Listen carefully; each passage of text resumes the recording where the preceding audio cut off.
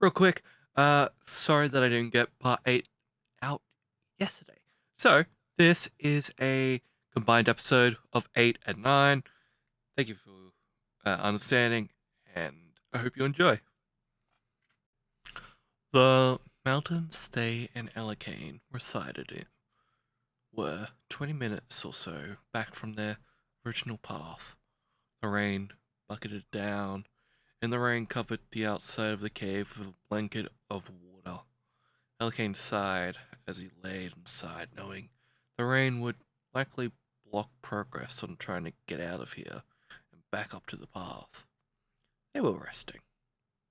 They had their backpack close beside them, and the disc was somewhere around them, blended into the rocks that formed the floor of this cave. The cave wasn't massive. It spanned only 20 meters inwards, and the ceiling was low enough for Alicane to have to bend over. He stood up when he stood up straight.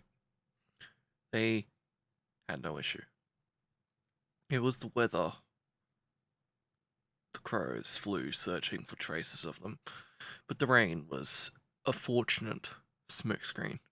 Any tracks that Alicane had made on the river were gone by the time they had reached it. One landed on the bank and transformed and looked around for anything. It found nothing. The others circled above. They noticed a cave and sent a scout crow to it. The crow had landed and peered into the entrance. It saw nothing. Alicane had heard the murder above and whispered to the disc. Do you have anything to guide us? The disc had prompted. The disc then prompted a cloak around they and Alicane. The scout crow waited a few minutes more before departing back to its murder. The other one, who had been on the bank, returned as well and asked in Crowanese, the language of the crow. Was the cave a dry hole? The scout crow replied. Sir, it appeared to be. The crow from the river squawked and led the murder onwards further down the river, leaving Alicane and they to rest in the cave. Once the crows had gone, Alicane let out a massive sigh of relief. The disc uncloaked them, all with a silent noise that didn't wake them up. Alicane got up and moved to the entry, looked upwards, and saw nothing but the thick grey clouds that carried the particles that would form into rain. He walked back and checked that they was alright. Loud thunder cracked above and shocked them awake. They panted as they woke. The disc scanned them, but Alicane sat down next to them and asked, Are you okay? I saw something. What was it? Crude outline of something in the abyss. They replied as they grabbed their bag and checked it. The scroll sat there, staring back at them. For something so minor, so unlike anything I have seen or interacted with, to cause so much trouble. They paused for a second, trying to gather their thoughts. How could it cause so much trouble? Alicane replied to them. Well, the scroll, as I said, if fallen into the wrong hands, could destroy the universe. Why did the elders pick me to take it to this place far north? East? They asked, and before Alicane could answer, or could even say anything on the matter, their eyes rolled over black. Part 9.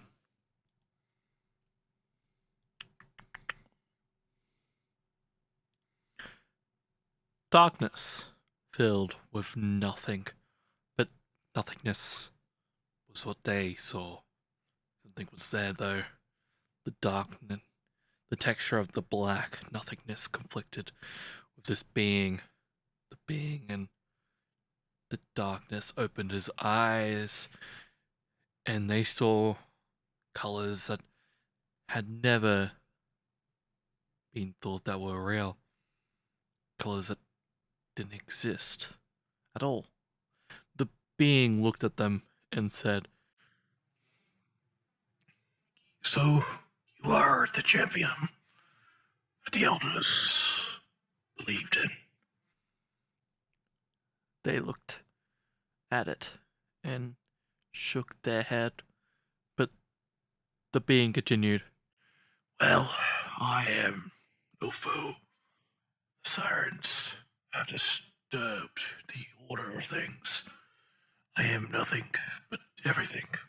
I am the being that passes through the universe and is at the same time. "Why are you appearing to me?" they asked. The being waved his hands, and the nothingness expanded outwards into the garden of the elders, the one that they had been above talking to when the elder had raised him, given the task. The being said, The sirens have touched this place. "I think, I heard that as I was escaping." Indeed, you did. But not all the elders and the others that populated this place died. Some survived. The being said. They nodded and asked, "Do I continue onwards?" I would. "Okay. Well, is that all?" they said. The being smiled. If you needed a guiding hand, just ask me. "Okay, I will. I'll send you back now. Thank you."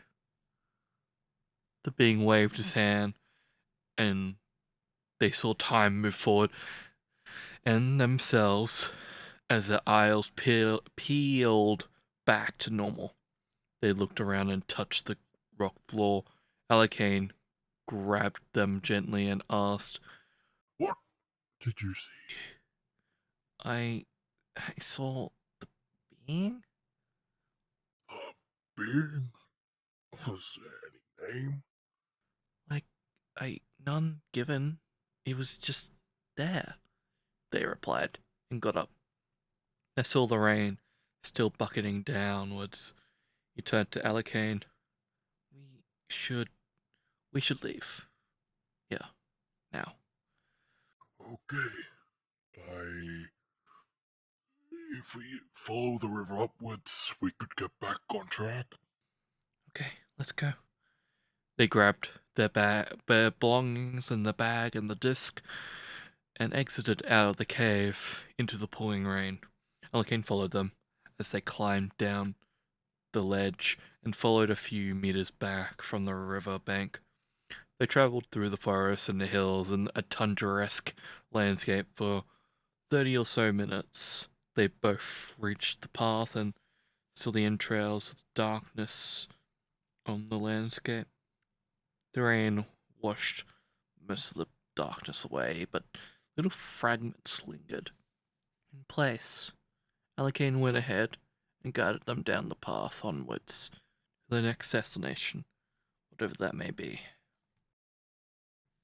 And that is part 8 and 9. Thank you for listening. Hopefully, part 10 will be out later today. Or I might just be doing 2 at the same same time for now on, because I'm kind of getting a little bit overwhelmed. But anyway, farewell.